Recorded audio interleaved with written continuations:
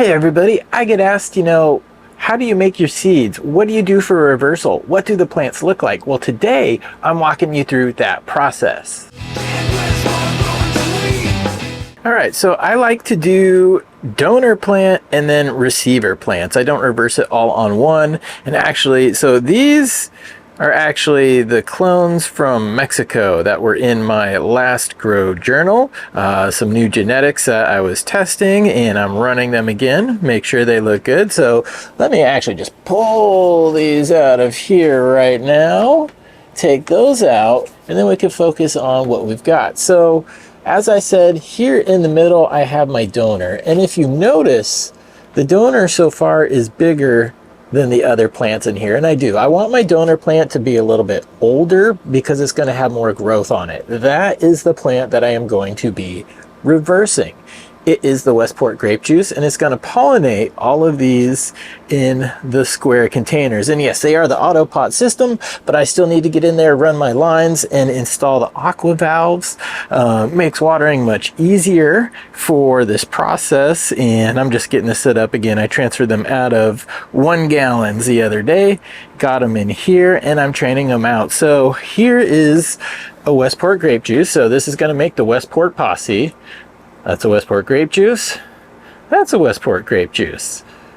That's going to be the reversed one, the donor, and that's going to be the receiver. And as you can see, guys, I'm already doing some training. What I'm doing is I'm laying things out so I create more tops and more places for pollen to land and catch. And I've done the same thing back here. This is another Westport grape juice that is kind of getting laid out. I'm spreading it out, and just to give you guys a good example of what that kind of looks like here in a few weeks is I've actually been going on this Kool-Aid Man for a little while with the training, and you can see from the top how it is spread out, and then how everything kind of just curls around and grows up, but you have the center that's going to grow up there too. Again, guys, I'm just trying to maximize the areas that are going to be able to catch pollen and get some seeds. And these are actually, like this is a good size, but we're going to wait. Got another Kool-Aid Man in the back there. Again, these are what I use to make the No Joke. It's that Westport grape juice crossed with this Kool-Aid Man, so that'll be more No Joke. The Westport grape juice selfed onto the Westport grape juice is the Westport Posse. So that is how I am going to do this on the seed restock. And training the plants are, very simple. I use very low budget technique here. You see that?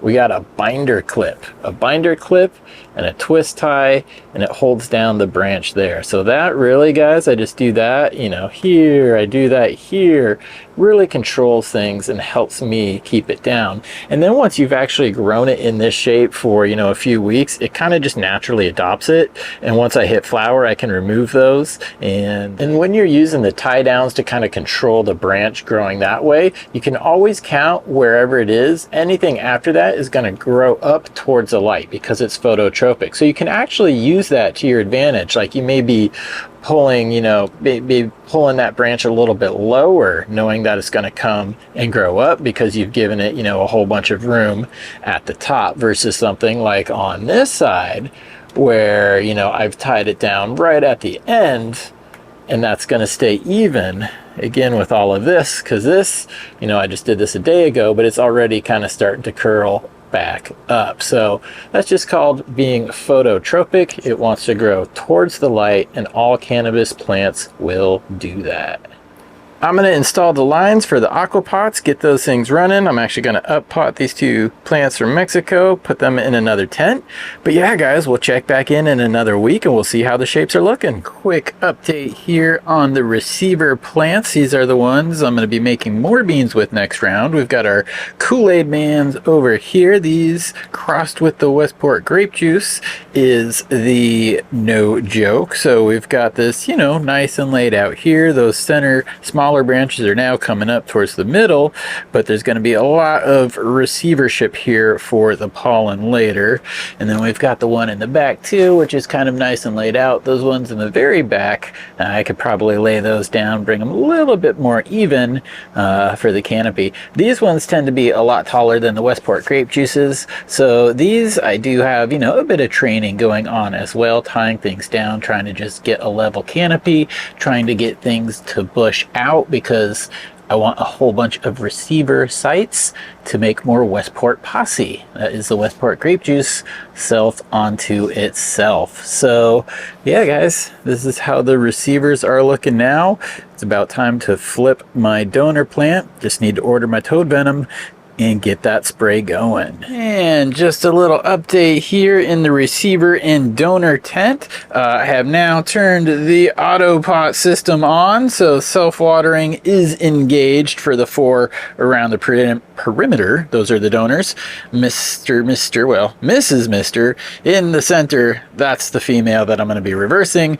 I just need to get my spray. I should have actually started spraying a week ago, because this takes about 4 months, well, not 4 months, 4 weeks to actually start dropping some pollen. So these are going to be pretty big by the time that happens. So yeah, I need to get that started sooner than later. Hopefully it shows up here in the mail soon, but I'll give you an update when it does. All right, tonight's the night that I am taking out our donor plant. I'm taking it out of the tent. I'm going to spray it with the Toad Venom, the STS, to start the reversal process. It needs to be in dark for 48 hours after that.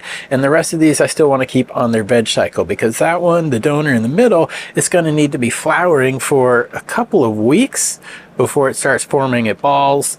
And then I'll start these, and then it'll start dropping pollen at about the time that these are all ready to receive them. So you guys will see it, just stay tuned. But yeah, you're getting taken out tonight, and my battery's almost dead on the camera, so Hey everybody, I charged the battery on the camera, so I'll actually just showing you spraying the STS spray. That's a weird sentence to say. Alright, so you may have noticed my mask on. I've also got gloves on. Wear your PPE when you're spraying this stuff. You also want to go in and make sure to turn off all of your circulating fans. And for now, I've turned off my inline fan as well, because I want the juices to kind of marinate here for, just a little bit, and then I'm going to turn it back on. Obviously, I'm going to turn my circulation fans back on as well. But today is the first day of spraying the Toad Venom STS spray. So basically tonight I need to spray the plant very well, spray the stem, spray the leaves, but hit all the node spots up and down, top to bottom. That's what we're going to be doing. And then we're going to leave it in 48 hours of darkness. After that 48 hours of darkness, that is day 1. It's going to go 6 more days under the 12-12 light schedule, and then I'm going to spray again. That's really all the sprays that I need to do with the Toad Venom. I keep it in the 12-12. Pretty soon it's going to start developing balls, but you guys will be here to see that. So why don't I get in here and start spraying? Alright, so your STS spray you should be keeping in a dark bottle. You don't want light to hit it, and also keep it in the fridge. So right now I'm getting a little condensation because it's been in a cold fridge. But I'm going to shake it up, take it off.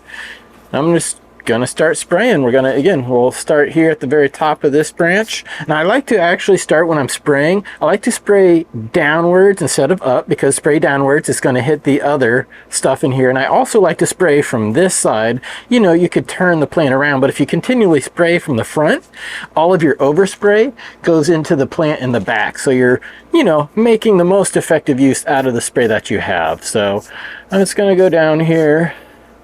And again, I'm just making sure I'm hitting the branches, the side branches, going down the stems, making sure that I hit the nodal spots. And I'm not really trying to go too, crazy and like make it drippy drip, but you do want to make sure you get everything wet. And there will be a little bit of natural dripping in the course of that. So just make sure, I always like to start with kind of one branch and hit everything on it.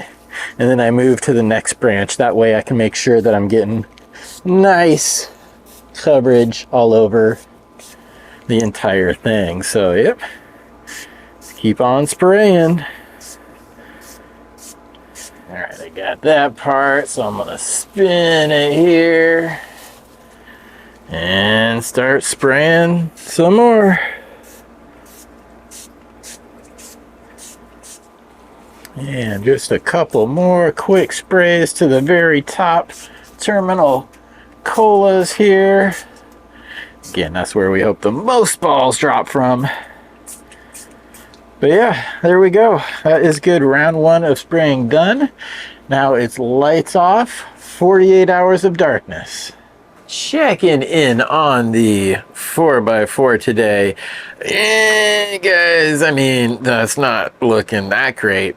And actually, so let me describe what we're seeing here. So we're seeing droopy leaves. There's a lack of turgor for it. They're definitely not praying. We're also seeing a lot of yellowing towards the top versus stuff down at the bottom. So we know that's probably an immobile nutrient, because it's showing up at the top. So those are a couple of things to clue in on. We're getting purpling stems.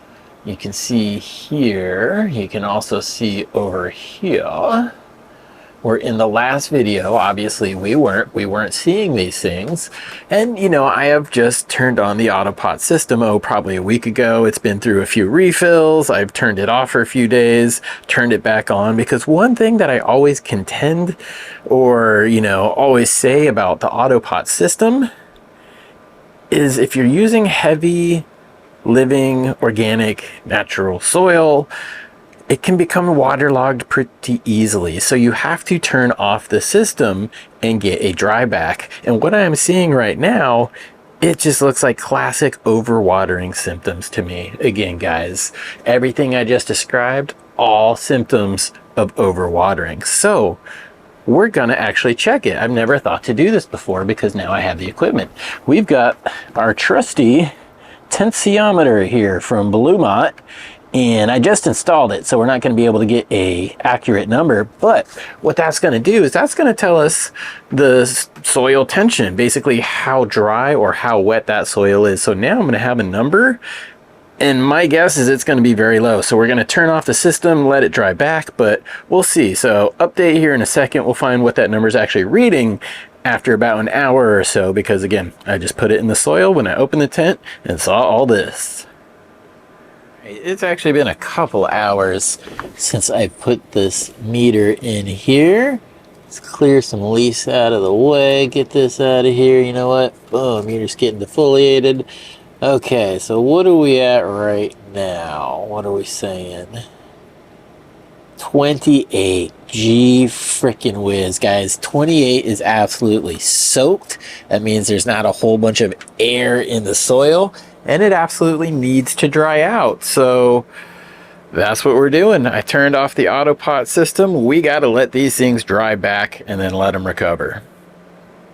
And over to this tent though, we just turned the lights back on. This is the plant that we sprayed with our reversal juice, that Toad Venom from Mr. Toad. But yeah, it is now coming to day one, because again, we gave it 48 hours of darkness, and then we turned the lights on, give it 6 more days, spray it again, and then that's all the spraying we need to do. But here she is. She has just emerged from her 48 hours of darkness. It is lights on the day after we last looked at it. What are we at right now? We should probably be pretty dry. 182. Okay, so you know, it was still below 80 when we went to sleep. Lights are on now and it's at 182, so it's been drinking. So what I'm going to do is I'm going to refill the reservoir. I'm going to turn it on once. I'm going to let it fill each of the AutoPots, and I'm going to turn it right back off because I don't want it to keep feeding it. But again, guys, this is depressing. Like, AutoPots, y'all just you almost killed this stuff, man. But you know, one thing that is good to do, and I would normally advise people to do in this situation, is obviously heavy overwatering, wet roots, fine root hair death, causing nutrient take up issues, giving us the color, giving us the purple. But a good move would be to up pot. You know, that's one way to help the soil or the medium kind of dry out a little bit, mix it with some other soil, kind of it will pull into the drier areas and hopefully level it out sooner than later. But you know, I'm in the 3.9 gallon AutoPots. Look at that, you're killing me. Smalls. I could put them in the 7 gallons, but I don't really have that much soil ready, and that would be a pain in the ass because transplanting a plant this size, not the funnest. But yeah, in case you guys were wondering, something that you could do, I'm just going to nurse these back, but a good move and a smart move would be just to up pot again, kind of regulate the soil moisture as quickly as you can.